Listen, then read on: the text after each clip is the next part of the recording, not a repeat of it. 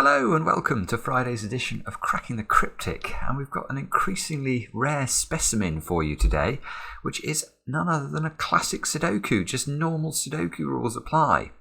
Now the reason we don't do many classics is not because we don't love them. We do love them, but it's very hard to get hold of really outstanding handcrafted classic Sudokus, and obviously if you've been following the channel you will know that in terms of variant Sudoku, every single night, twice a night, we produce and are able to showcase these extraordinary Sudoku variations for you. So classics have a really sort of hard benchmark in order to get up to scratch. Now, one author who can be relied upon to produce incredible classic Sudokus is Sam Cappleman-Lynes. Sam is a complete setting genius, and he pointed me in the direction of this pack of classics. Well, this is the last puzzle from that pack, puzzle number 8. And Sam himself says he's incredibly pleased with how this puzzle came out, which means it will be something beautiful.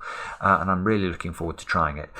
Before I do check out our Patreon content at the moment. We've got so much extra stuff over there. We've got, as well as what we guarantee, which is obviously a monthly puzzle and a video on how to solve that monthly puzzle.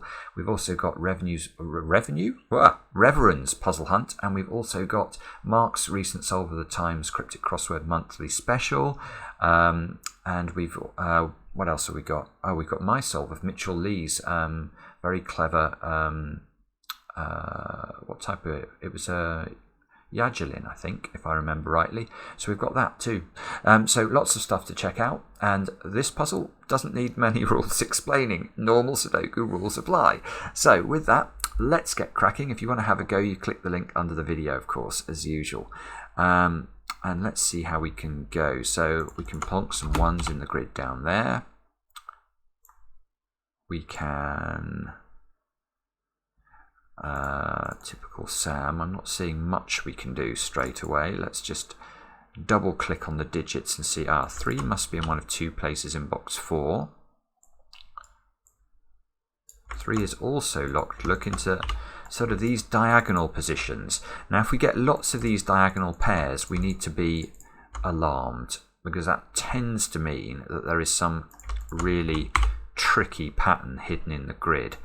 4s have got to be in one of 2 places up there. Let's just check the other 4s. 4's in a diagonal here.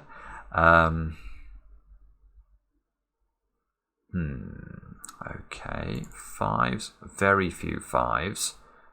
5s don't look helpful either. What I'm not going to do in classic Sudoku, which you will see me do in variant Sudoku, is I'm not going to pencil 5s into the corner of 3 cells. It shouldn't be necessary unless we get very, very stuck, which we might do. This can happen with Sam. 6s are useless. 7s are almost useless. 8s are almost useless. Oh, at least we've got some 9s in the grid. So 9s are in one of those 2 positions. Okay, right, okay, this is going to be difficult. There is not much to go on here.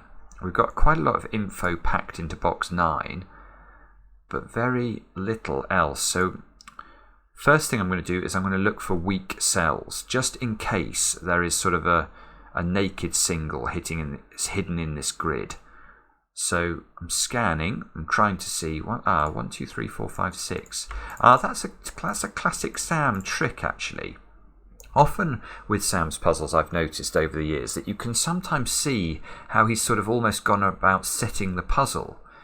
So you can almost imagine him throwing in these 1, 2, 3, 4, 5, 6 into these positions. That cell is a little bit weak because it also sees 9. So this square can only be 7 or 8. 2, 3. Yeah, that square as well. Okay, so look, row 1, column 1 sees 1, 2, 3, 4, 5, 6, and 8. That can only be 7 or 9. So maybe if we've got stuff going on in the corners, we've got... yeah, look, down here. This square sees 2, 3, 4, 5, 6, 7, 8. This can only be 1 or 9. This corner, we've got... yeah, we've got the same thing in this corner. 1, 2, 3, 4, 5, 6, 7. This can only be 8 or 9. So definitely the corner cells are at least interesting. No, actually, oh, this is gorgeous. Okay, I suspect we have found why Sam is pleased about this puzzle, because this puzzle should be in a museum. If you've ever wondered what the Y-wing technique is, which I sometimes refer to on the channel as a bent triple, you will never see a better example of it than this to teach you what it is, because it's just sitting there. Look at the corner cells. This puzzle is just telling you we have to use the 4 corner cells in a clever way. Now, what do I mean about the bent triple? Well, look at these 3 squares. If these 3 yellow cells were all in the same row of the Sudoku, we would have no problem understanding what they meant. So imagine this square could only be 8 or 9. We would look along the row, we would say, 7, 8, 9 triple, therefore we can't have 7, 8 and 9 into the other cells in the row. Now here, it's not quite that powerful, but there's still a very good question we can ask. So we can think about the middle cell of the bent triple. This square here, this square can be a 7 or an 8, and we can think about how it impacts the wings of the Y-wing. So if this is 7, you can see this cell here has to be 9. If this is 8, this cell here has to be 9. So we know in the finished solution one of these yellow cells will be a 9. And therefore we can hunt in the grid for any cells that see both of these cells. Now there are 2 cells in the grid, and only 2 that see both of these yellow cells. One of them we've already talked about, that one. The other one is down here, and this cell down here can only be a 1 or a 9. Well, now we know it can't be 9, because we know there's a 9 in one of those 2 cells, or perhaps both of them, but we know there's definitely a 9 in one of them. So this square here cannot be a 9, and it's a 1. And you can see immediately that gives us a second digit in the grid. Now maybe that's all we get from that, which is a little bit... Get anything else? 9, this being a 1 actually affects the 9 on this box now. 9 can't be in those cells, so 9's got to be in row 8.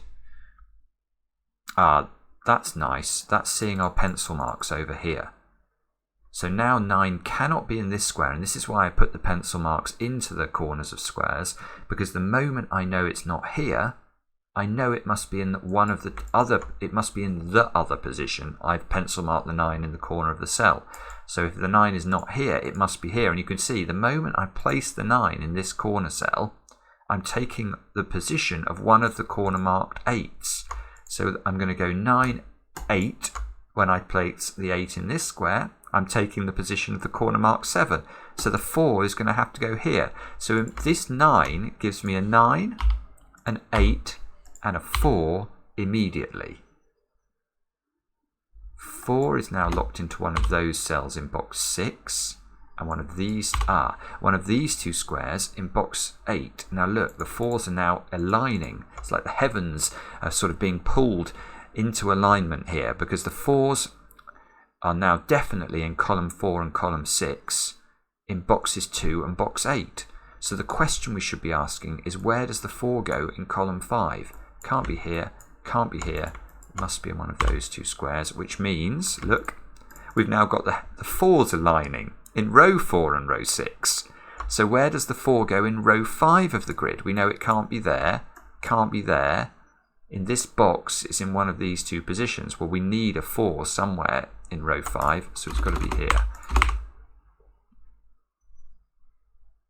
Now, we didn't use the 8 either. Okay, and we didn't use the 9 back over here. So 9, lovely. Look, 9. We've now, the result of these 9s is massive, because interacting with the 9 it placed in box 9 and this 9 in box 5 plonks a 9 here. which plonks a 9 here, which gets, I took the position of a 4 when I placed that 9. This 9 is going to do all sorts of stuff in the top row, but let's just do the 4s first. This 9 placed a 7 here. That 7 places the 8 here. The 7s here give us a 7 here.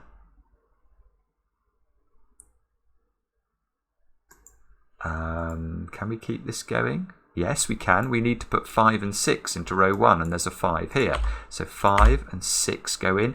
These 6s align. Oh, this puzzle is just, it's falling now. It literally is just falling as a result of this one trick at the beginning. That's absolutely stunning. These squares are 1, 2 and 6 in some order. This 5 I haven't used, and I can use it. It's got to go here. These squares are 2, 5 and 7, which means the bottom squares are 5 because of the 2, 7 pair, which means this is a 6 to complete the row. Let's put the 2, 7 pair in case it helps us. Oh, it does a bit actually. Look, 2s. I mean, there's a 2 in one of these cells. Now, the 2s, therefore, you can see are aligning into the same 2 cells that the 4 is in.